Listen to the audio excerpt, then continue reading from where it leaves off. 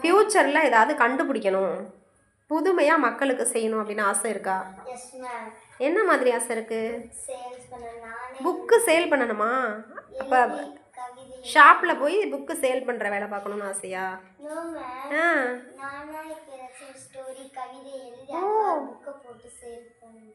ஓ very good. எழுத்தாளராக ஆக போகிறீங்க. கிளாப். நீங்கள் ஒரு சிறந்த எழுத்தாளராகவும் சிந்தனையாளராகவும் கவிதையாளராகவும் வருவதற்கு என்னுடைய வாழ்த்துக்களும் பாராட்டுக்களும். மகதி. ஆதிப்பிரியன் உங்களுக்கு ஏதாவது ஆசை இருக்கா? ஃப்யூச்சரில் மக்களுக்கு அதை நான் செய்யணும்னு ஆசைப்பட்றேன் மேம். எனக்கு குழந்தைகளை பார்த்துக்கிறதுக்காக ரோபோட் செஞ்சு அதோட எக்கச்சக்கமான ரோபோட் செஞ்சு அதை லேண்ட் பண்ணணும்னு ஆசை. ஏன் குழந்தைங்களை பார்த்துக்கிறதுக்கு ரோபோ கண்டுபிடிக்க போகிறீங்களா? ஏன் அம்மா என்ன செய்வாங்க? அம்மா தான் இருப்பாங்களே, அம்மா அப்பாலாம் இருப்பாங்களே பார்த்துக்கிறதுக்கு.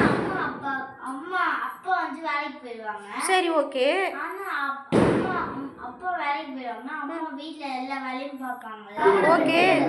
அதனால அம்மா பாவம், அதனால அம்மா வந்து குட்டி குழந்தைய பார்த்துக்க முடியாதுன்னு ஒரு ரோபோ தயாரிக்க போகிறீங்க, கண்டுபிடிக்க போகிறீங்க, அப்படித்தானே? Very good.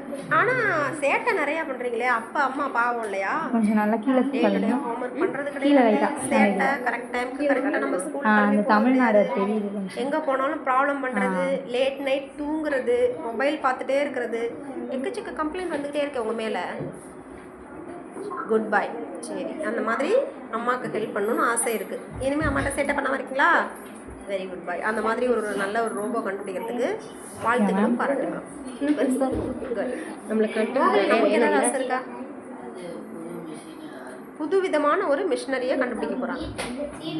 மேனுஃபேக்சரிங் மிஷின், அப்படிதானே? உற்பத்தி பண்ணக்கூடிய ஒரு மிஷினை வந்து நீங்கள் கண்டுபிடிக்க போகிறீங்க. குட். ஒரு பெரிய கம்பெனி ஸ்டார்ட் பண்ண போகிறீங்களோ?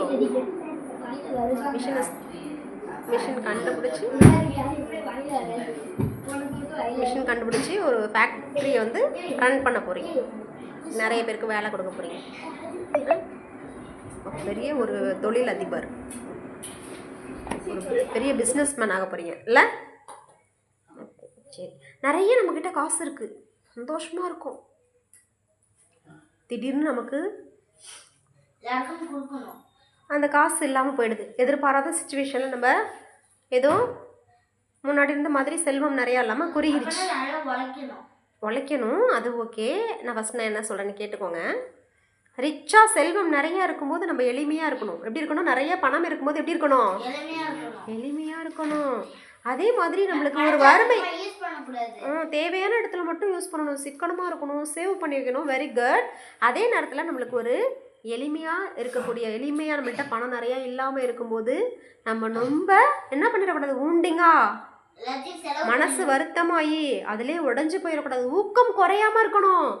முன்னாடி இருந்த நிலைமையை நம்ம நினச்சி பார்த்து திருப்பியும் நம்மளால முடியும், அந்த ஸ்டேஜுக்கு நம்ம போகணும், அந்த மாதிரி வரணும்னு சொல்லிட்டு நம்மளோட உழைப்பை எப்பயுமே என்ன பண்ணிடக்கூடாது? நிறுத்திடவே கூடாது. செல்ஃப் கான்ஃபிடென்ட், நம்ம எப்பயுமே கான்ஃபிடென்ட்டாக நம்மளால முடியும், தெரியும், வேணும், முடிக்கும். சில விஷயங்களை தெரியாத சொன்னால் கூட நமக்கு தெரியும். ஆனால் எக்ஸாம் நேரத்தில் தெரியாதுன்னு சொல்லிட்டு போய் எக்ஸாமில் உட்காந்து எழுத முடியுமா? முடியாது தானே? கரெக்டான டயத்தில் கரெக்டான ஒர்க்கை நம்ம முடிச்சுக்கணும். வெரி குட் பாய். ஓகே.